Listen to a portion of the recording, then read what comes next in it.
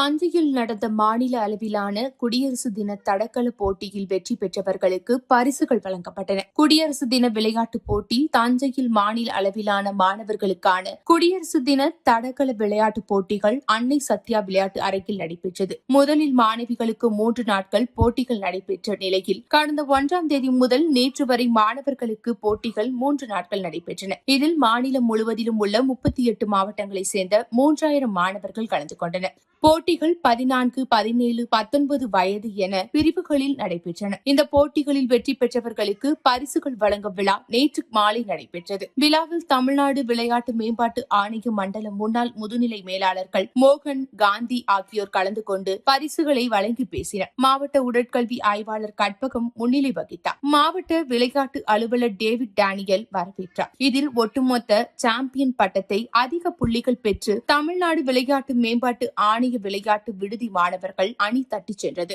பரிசளிப்பு விழாவில் மாவட்ட உட்கல்வி ஆய்வாளர் தியாகசீலன், விளையாட்டு உட்கல்வி இயக்குநர் பால்பிண்டோ, உடற்கல்வி ஆய்வாளர்கள் சரவணன், செந்தில்வேலன், இளங்கோவன், சண்முக சுந்தர்ராஜ், உடற்கல்வி ஆசிரியர்கள் விஜயராகவன், செந்தில்குமாரன் மற்றும் துரை உள்பட பலர் கலந்து கொண்டனர்.